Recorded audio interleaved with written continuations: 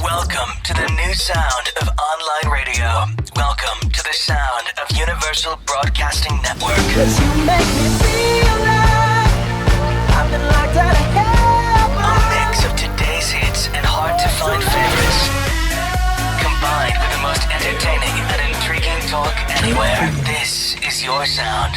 This is the sound of Universal Broadcasting Network at UBNradio.com.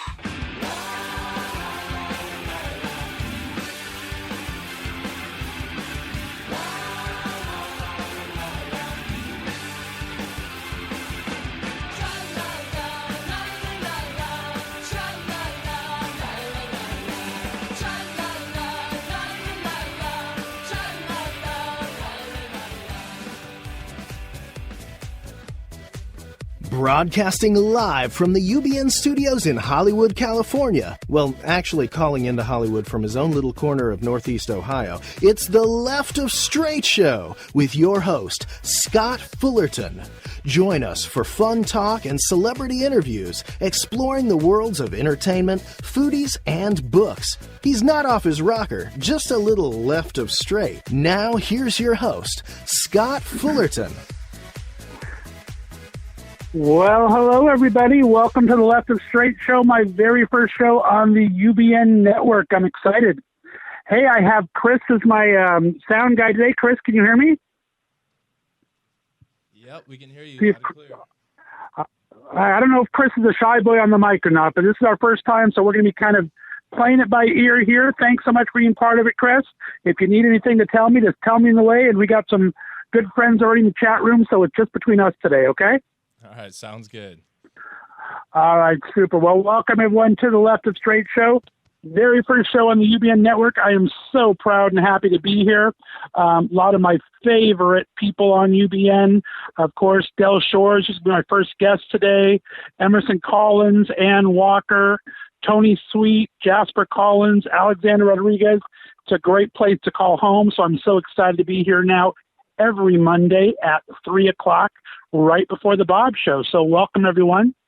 One of the things that's advantageous of myself, since I have the face for radio and you're not able to see us on the screen, is I can actually play in the chat room and see you in the chat room.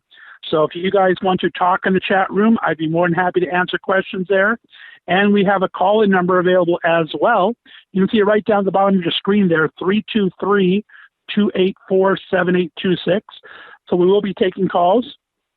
But thank you very much for tuning into the very first Left of Str8 Show.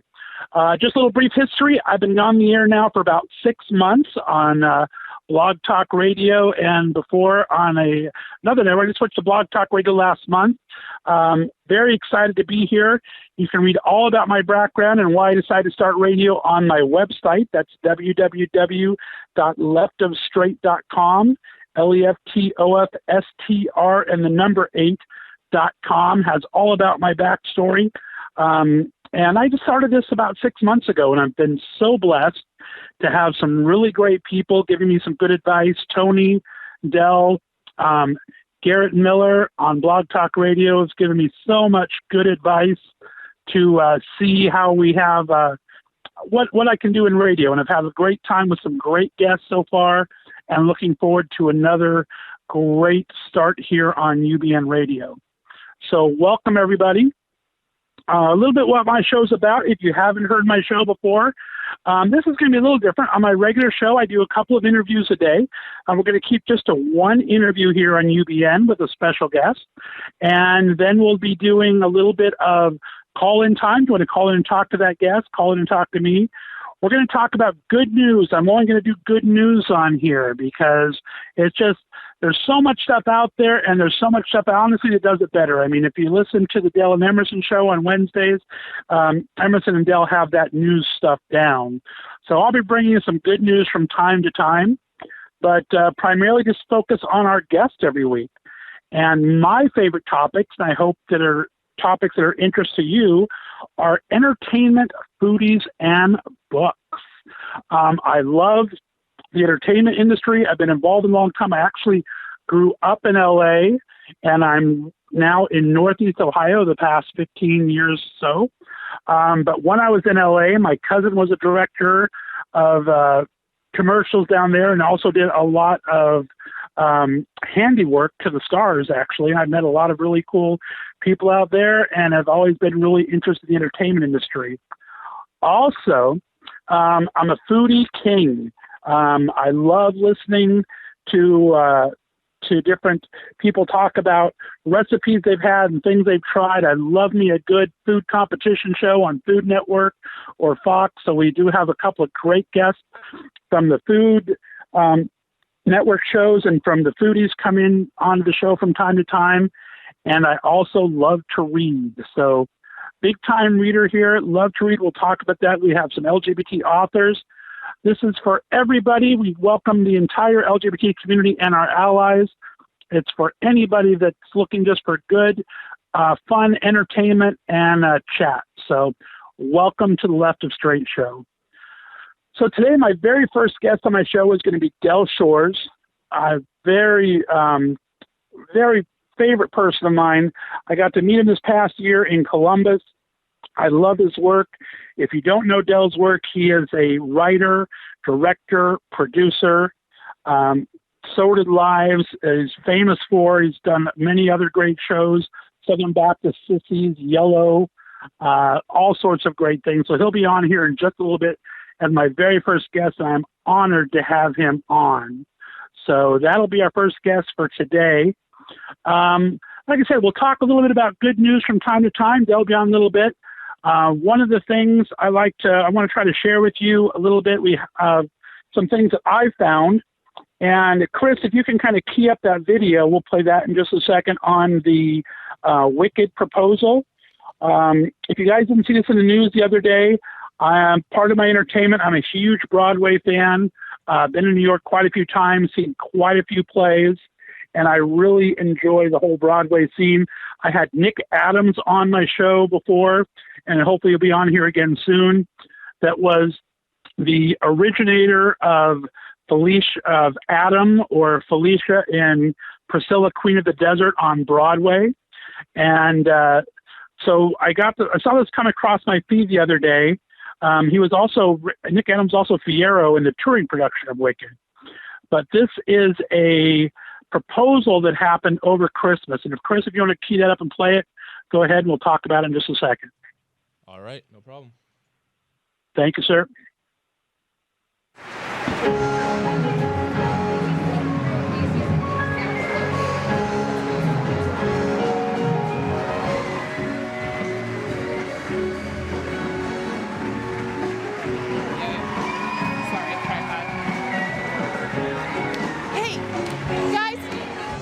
Quick holiday photo. Okay, witches come down in front, and then wait. Do we have the monkeys come down right in front on the floor? Right here. Okay, perfect. All right. 1, 2, 3.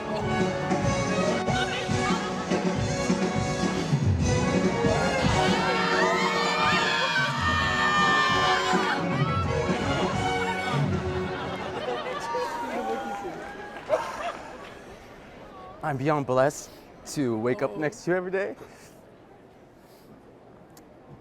You're the most intelligent, talented, handsomest best friend I could ask for. You allow me to be me. You inspire me, you dream with me, and you judge me only when I ask you to. I want to spend my life with you. Josh Daniel Green. Will you marry me? Yes.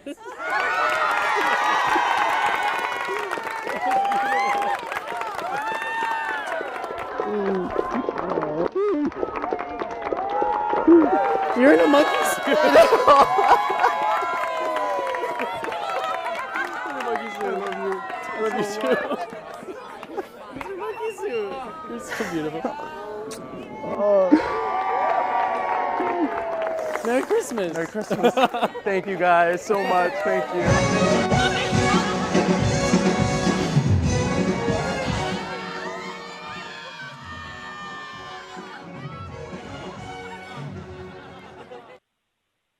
Thank you for that, Chris. I thought that was so romantic and so cool. I'm sure there's going to be some jokes about gays and flying monkeys somewhere down the line.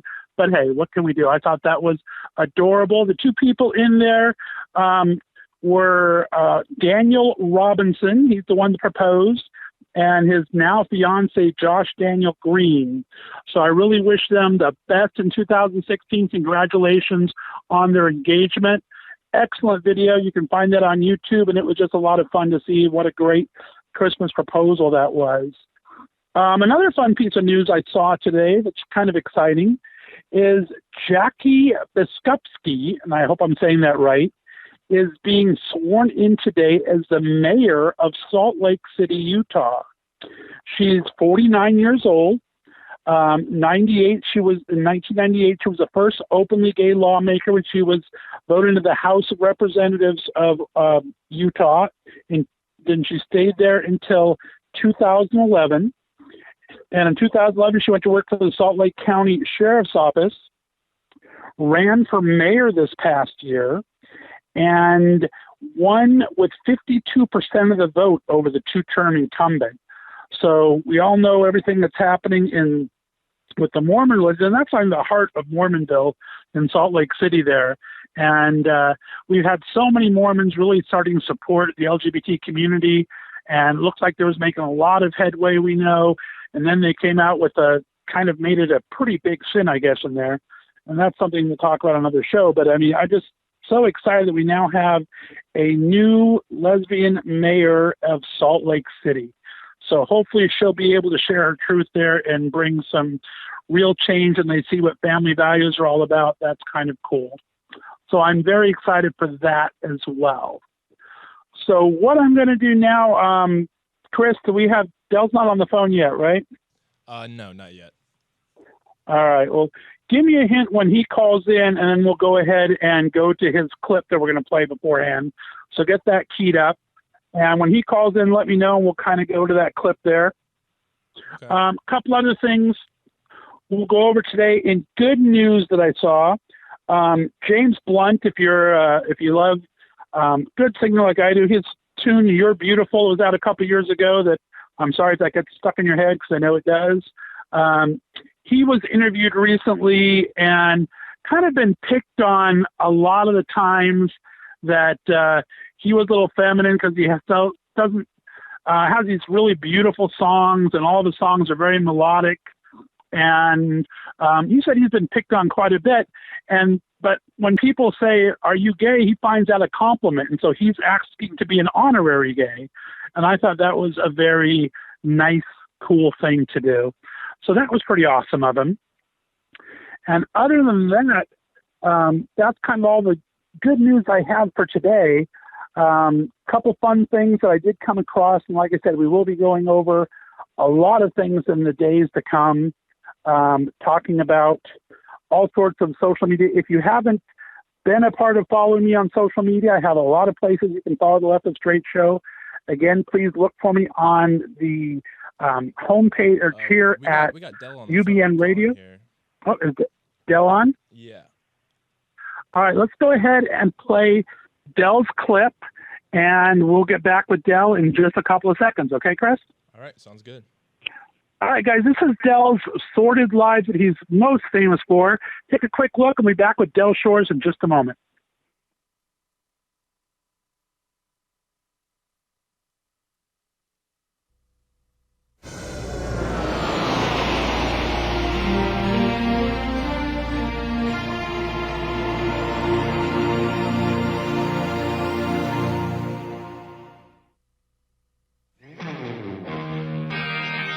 I'm from the South. I was raised rigid Southern Baptist. I'm an actor, and I'm gay. He is so good looking. Y'all must be proud. Well, we're not. He started doing theater, Sissy. Awful stuff. Ty Williamson is going home to his family to make an appearance. My grandmother died yesterday, and I do not want to go back down to the funeral. And to let them in on his secret. This can't be who I am down there. You know, it's Texas. I sure as hell wouldn't have quit smoking if I had known my sister was going to die. But he's about to discover... Peggy touched my life. they have secrets of their own. We were close. Very close.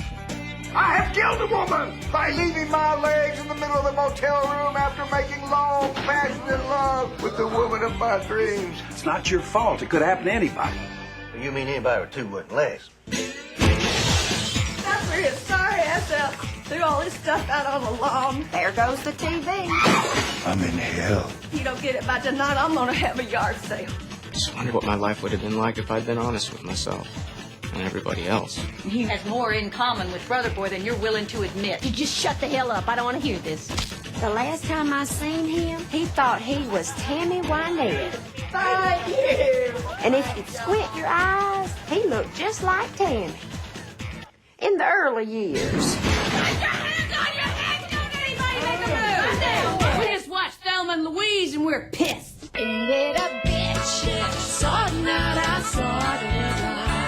From Region Entertainment comes a heartfelt comedy about the meaning of love, You've always been my special boy.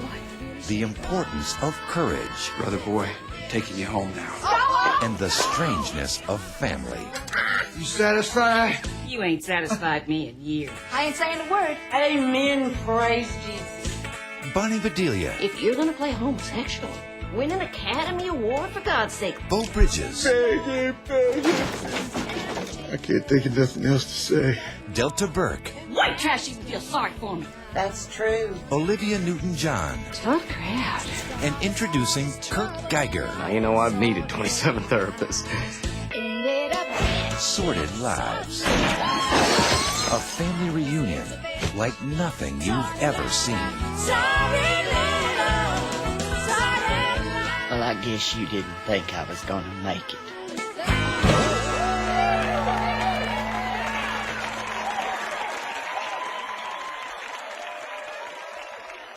And that, everyone, is just one of the masterworks of my first guest, Del Shores. Of course, you all know him here from UBN Radio on the Del and Emerson Show every Wednesday at 3 p.m. Pacific Time and 6 p.m. Eastern Time. Del Shores, welcome to the Left of Str8 Show. Oh, thank you so much. It's good to be back on your show. And I love when I don't have to think of questions to ask. I can just answer, you know? I know. I could put the heavy lifting on me. Thanks so much for being on. How's your New Year starting out? It's going so well. I had a great day today. I'm continuing to have a good day with you, and lots going on. So I'm excited about 2016. I think it's going to be a really good one for many of us.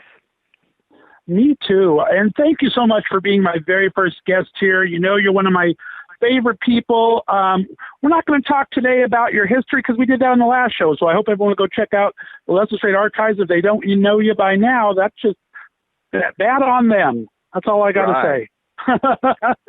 So let's talk about, we got a lot of stuff happening in 2016 for you.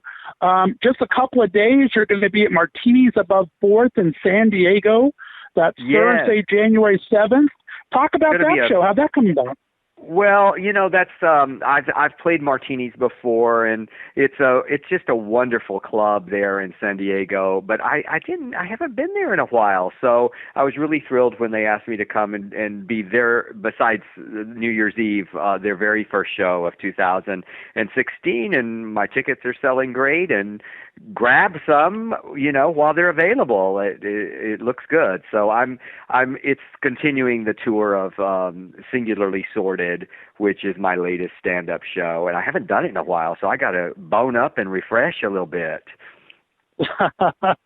Well, you're such a great storyteller. That'll be no problem for you.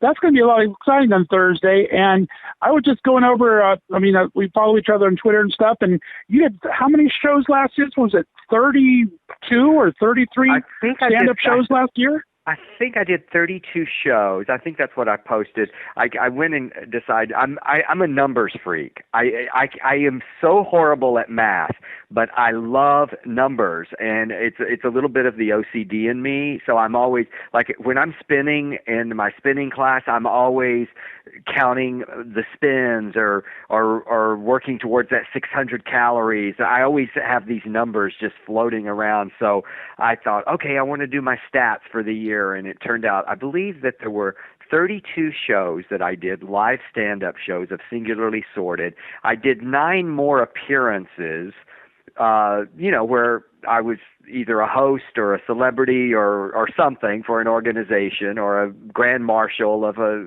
gay pride for another, so that brought me up to 41 appearances, and I was on 46 flights. So oh, wow.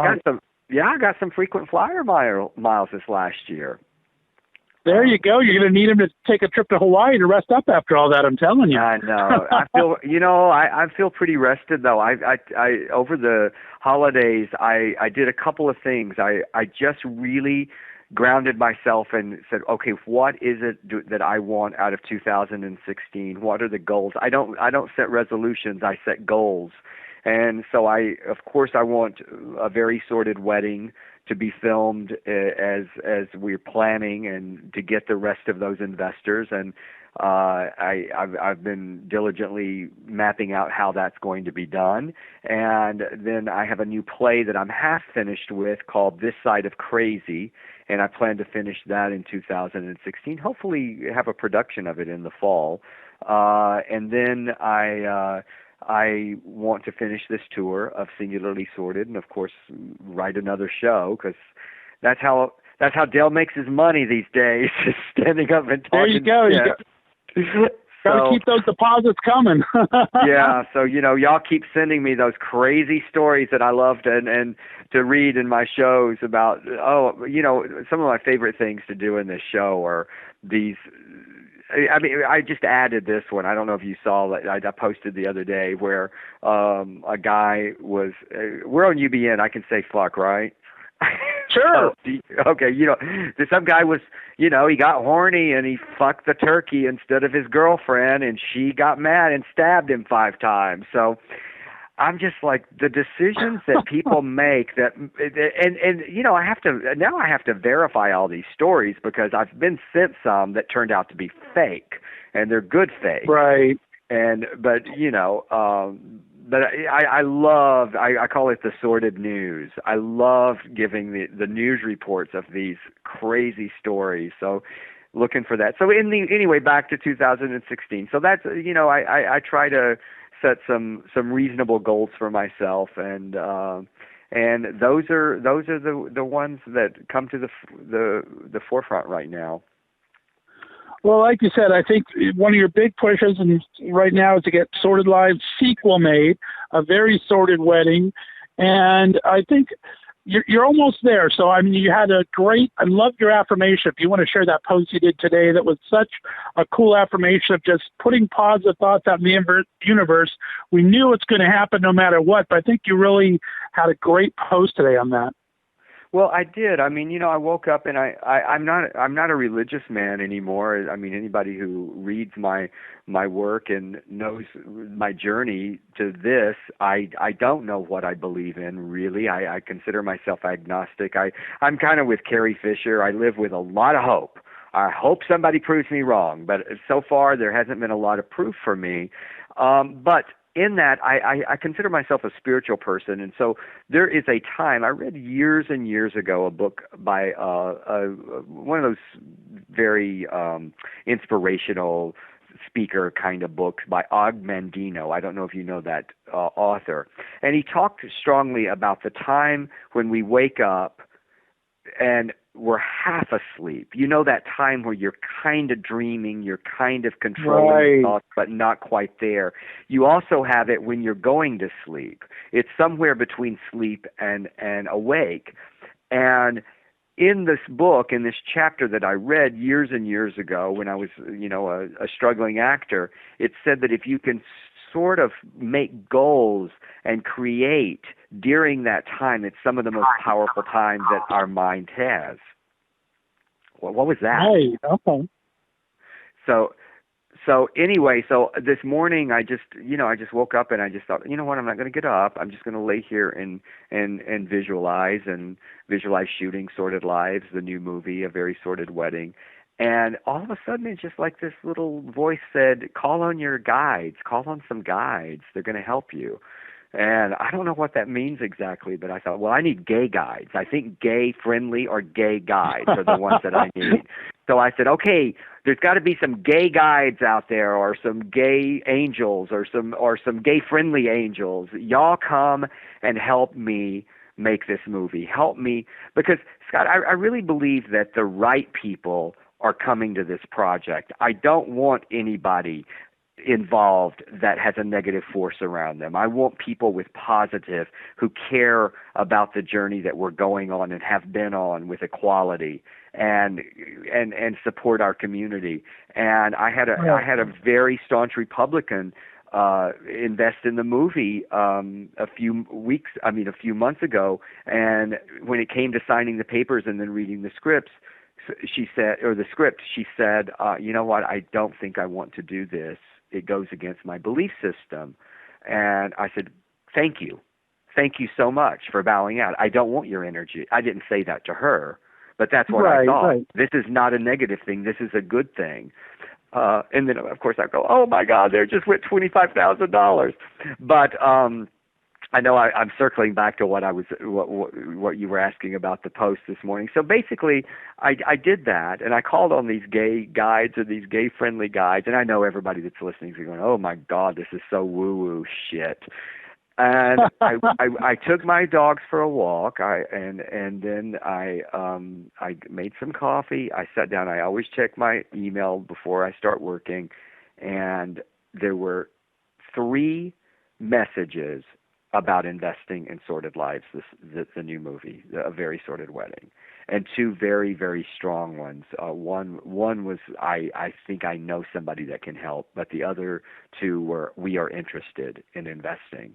So it's just that collective energy, I think. And, so many people tell me, they go, I can't invest, I'm so sorry. And I go, you know what you can do? You can think positive, and you can continue to be positive and support the project that way.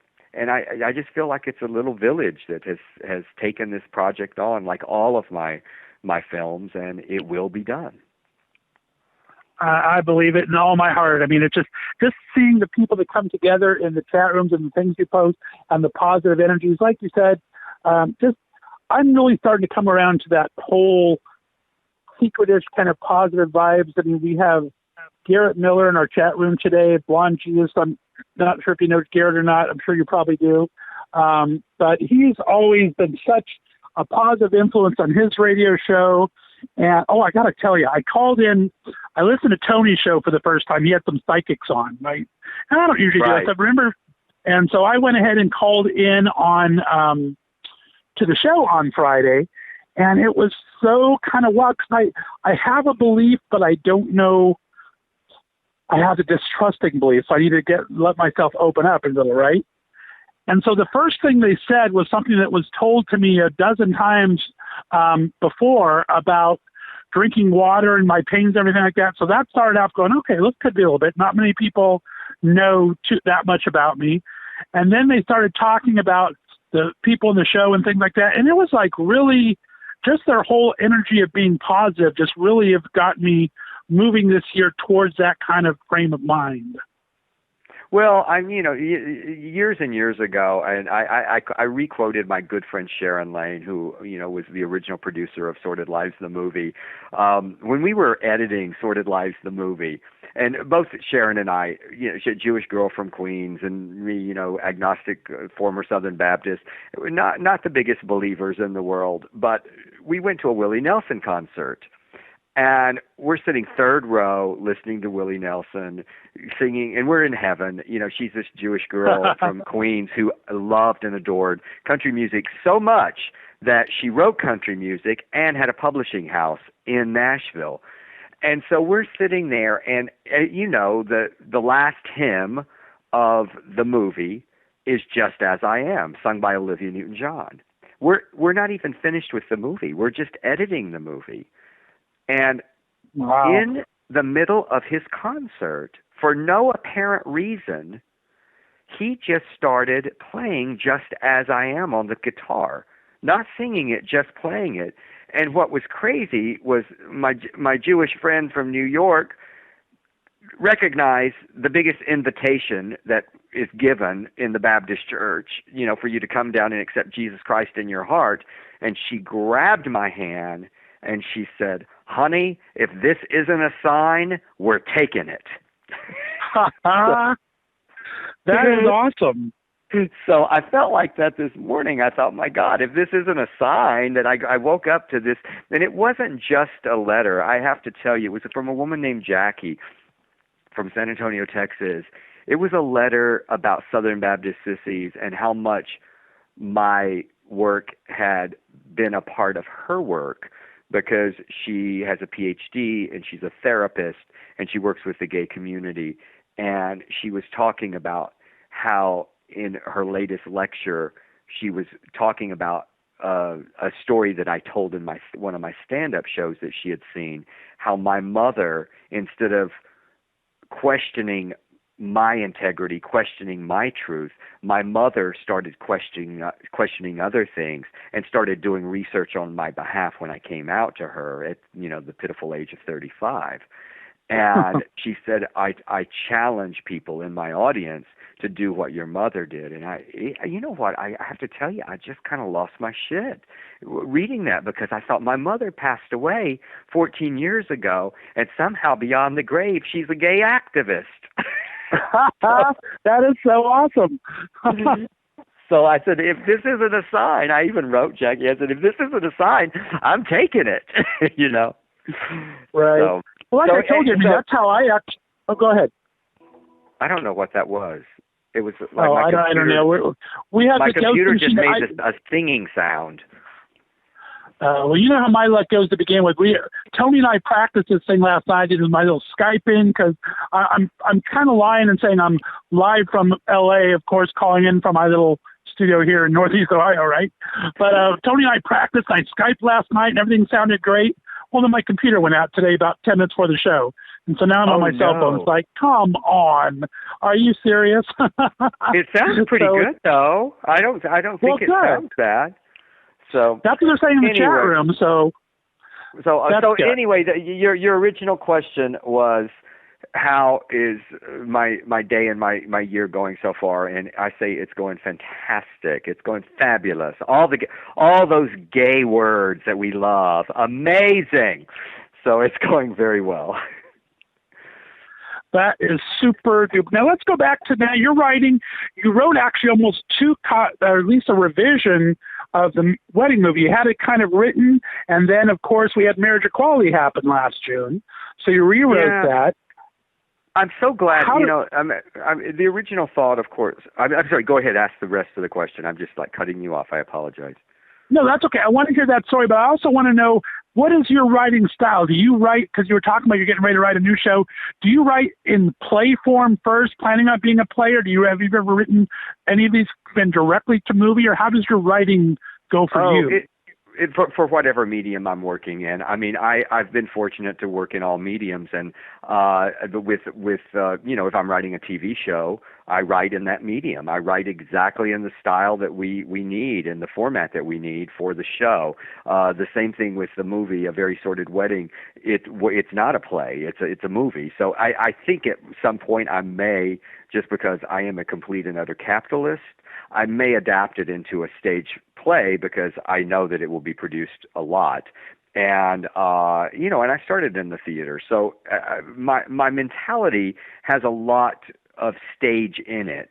But in that, yes, I have written just directly for the screen, but most of my films have been adaptations of the plays that I have been successful with. So this will be one of two movies that has been produced. The other one was called The Wild Girls. It was a little family movie that I wrote for Showtime that starred Olivia Newton-John and her daughter Chloe Latanzi about 10 years ago. And this and The Wild Girls are the only two that have been produced that I have written directly for the screen. All the others have been adaptations. Oh, okay. Very cool. All right, now we'll go back to that. So, yeah, you did the revision. Tell me about where did I interrupt you there? Well, I was just saying I was so glad that happened. I'm so glad that there was a delay. And, we always feel like that, oh, we've got to get this done. We got to get this done. And this delay is horrible or whatever. And sometimes there's not a rejection. It's just you're redirected, and I feel so, I mean, who would have thought when I started writing this movie, 18 months ago, that we would have gay marriage in 50 states by the time the movie came out. I certainly didn't think that, so I didn't write according to that. And then all of a sudden, we've got the Supreme Court decision, and I go, you know what, I have got to acknowledge this. So I sat on it just a little bit because I had the time to wait to see what the fallout was. And as many predicted, and especially my co-host Emerson Collins predicted, there was lots of fallout. Leslie Jordan was the first to say it. He said, honey, you just wait till gay marriage passes, and you see all those haters come out and start preaching from the pulpits again. He was absolutely right. And we saw it. We saw it with clerks. We saw it with ministers. We saw it with justice of the peace. And so the moment, the air cleared a little bit, I started writing, and I called down to Runnels County, and I asked them about it. I asked them how they were dealing with gay marriage, and the woman who answered the phone was the county clerk, sort of like Kim Davis of her county, and she said, "Well, I tell you how I'm dealing with it. I'm doing my job, but I haven't had to yet because no gays have come here to get married. But if they did come, I tell you what I would do. I'd give them a piece of my mind as I gave them their paperwork." And I go, oh no. So you're just adding that to your job description? And she said, "This has nothing to do with my job description. This has to do with my love for the Lord." And I said, "Oh, I can tell." I mean, and I said, "Well, how?" I said, "No, you don't marry people, right?" She said, "No, that's the justice of the peace." And I said, "Well, how is the justice of the peace handling?" She said, "I think you should talk to her." So she plugged me in, and what's really great is I don't have their exact names, but they don't have secretaries down there. It's just the Justice of the Peace, Tinky Walker. That's how they answer their phone. Okay.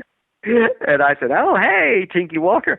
I just wanted to know how you were going to be dealing with marrying gay couples as this is passed by the Supreme Court." And she goes, "I'll tell you what I'm not going to be doing. I'm not going to be marrying anybody." So basically, I said to her, "So basically you have abandoned that part of your job." And she went, "Whoa, whoa, whoa, whoa, whoa. No, this has to do with me and my relationship with the Lord Jesus Christ." And I just was like, oh, I bet he is sitting on his throne so proud of you. Just the way. So honestly, when that happened, I was sad that it was happening and thrilled at the same time because it gave me a fucking great piece to write on in the new movie. So I can imagine. I mean, that's so awesome. You have real life experience to draw off of right there. What the heck with fiction? It's reality now. I've said it many times. I don't have to reach too far. I don't really write. I just steal. I mean, when all of this is out here, you don't have to. You don't have to work too hard at it.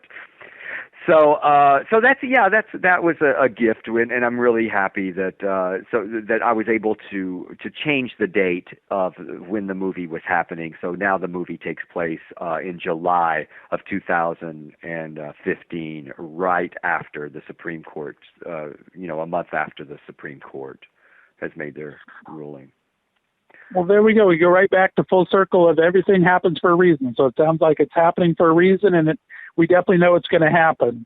So now that we're in the New Year's here, and everyone kind of likes to give advice, or like I said, I'm not a resolution person either. What is the best piece of advice that you've ever got given to you and that you think you've given to someone else? Give us some Dell wisdom for the new year. What's the best advice you've gotten, and what do you recommend for other people? Well, it's interesting that, I've gotten so much advice over the years from mentors of mine, and I don't know why this came to me, but we lost one of my mentors a couple of years ago. His name was Gary David Goldberg. And when I wrote the movie or the play, Daddy's Dying, Who's Got the Will, it was truly such a pure, wonderful experience. Even the movie was such an amazing experience where nobody changed a word that I wrote. You know what I mean? And in our business, Right. there's a lot of cooks in the kitchen. That's why I do independent films. That's why I return to the theater, because I don't have to listen to all these people like I once did. But Gary David Goldberg came to see Daddy's Dying. He hired me to do an episode of Family Ties. It was my very, very first experience in television.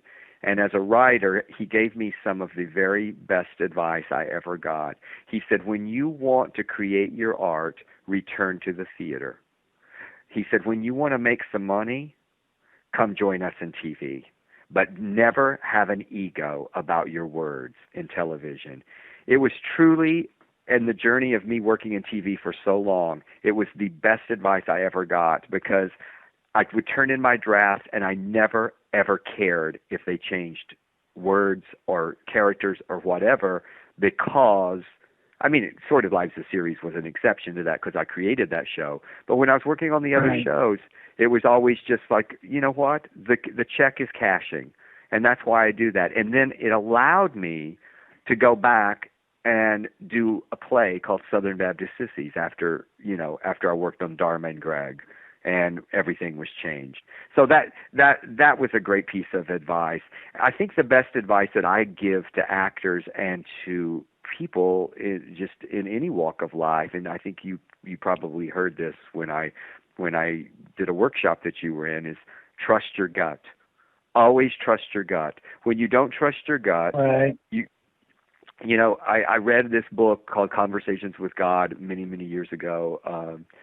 It's amazing. I've been saying I'm an agnostic, and I'm reading all this material about God, but in that, it said that we're all a part of God. We're all part of this universal energy of God, and that energy tells us what to do, and we must listen to that. When I have gone against my gut, it has truly been the worst things that I have ever done.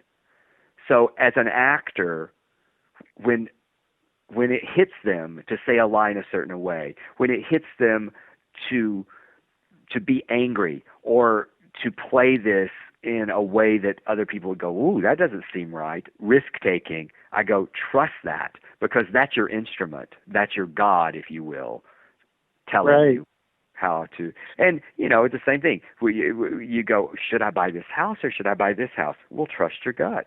Your gut will tell you which one to buy. I agree with that 100%. I love that. Yeah.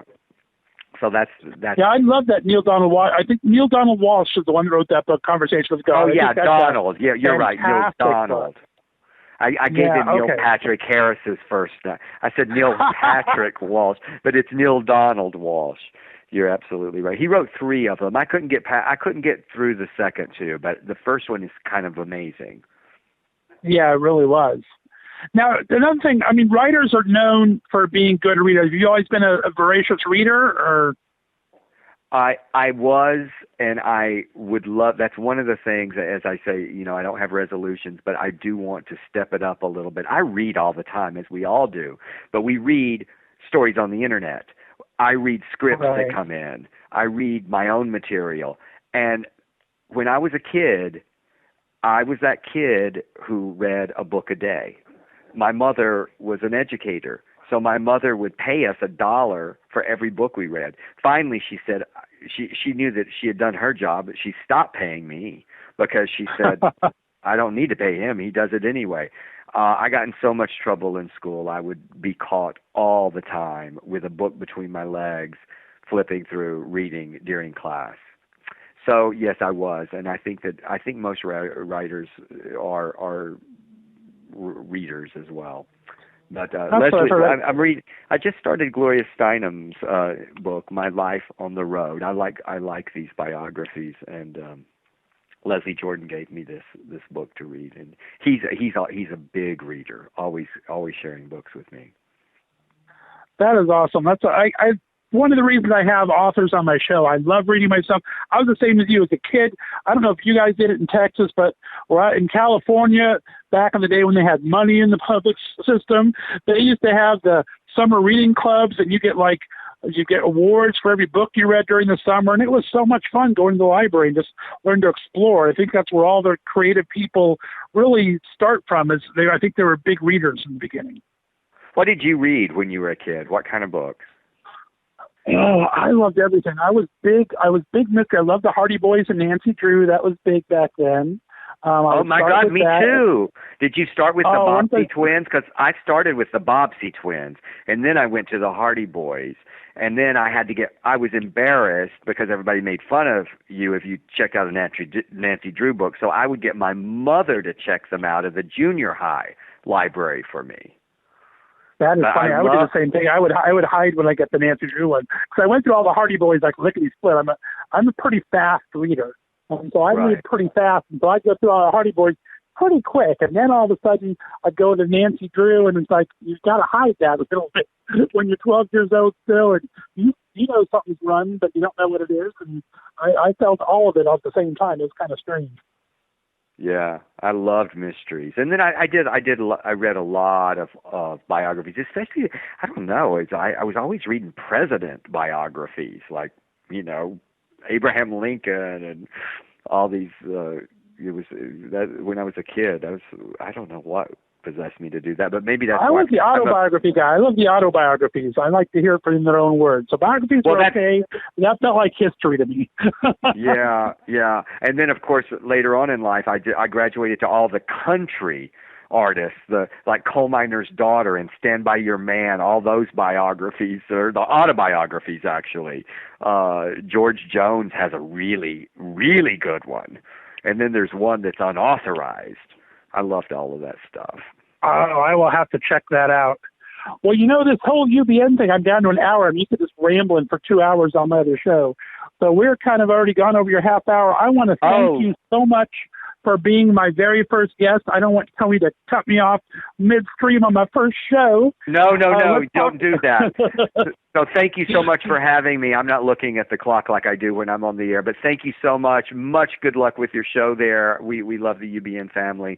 And everybody in San Diego, come see me on Thursday night. We'll have a grand old time. Exactly. Thursday night, January 7th, 8 p.m. at Martini's above 4th. And then anyone that's looking to invest or find out more about the movie, they can write you at delshores@me.com. Is that correct? That's right, at me.com, or find me on Facebook and message me. Hey, thank you so much for being my first guest. I couldn't ask for a better guest. I appreciate it. I look forward to expanding our friendship in 2016. You have a wonderful afternoon. All right. Thanks, Scott. Thanks for having me. Take care. Bye. Thank you very much. And that was Del Shores, everybody. I can't believe we've almost gone through an hour already. I hate having to push someone off the phone. I could talk to these people forever. But thanks so much for being part of the very first Left of Str8 show. We had some great people in chat. I'm glad I was able to talk a little bit in there. Once I get the Skype down a little better, I'll have both hands free instead of holding this silly phone in my head the entire time. Couple things to close out with. You can follow me on social media. If you go to my website, leftofstr8.com, you will see all of our previous episodes up there. Also, you can sign up, put your email in there if you want to get excuse me, I can't talk all of a sudden. If you want to get emails when the show will be on, you can sign up for that. You can follow me on Twitter and Instagram at leftofstr8.com. That's LEFTOFSTR and the number 8. You can go on Facebook at the facebook.com/Left of Str8 Show. So follow me there. Please go ahead and look for me and on the host page here at UBN. Next week, we have a great show. Joan Ryan will be on. She is a fantastic singer. She's going to be doing her first show at Rockwell's in LA next week. Fantastic singer, great actor. You might remember she was the goofy teacher on Saved by the Bell way back when. But I am so excited to have Joan on next week. And I just confirmed today that Margaret Cho is going to be on our UBN show on January 25th. So in 3 weeks, we're going to have Margaret Cho on. So I'm so excited for that. She'll be talking about her hosting on the new Next Now Awards over on Logo.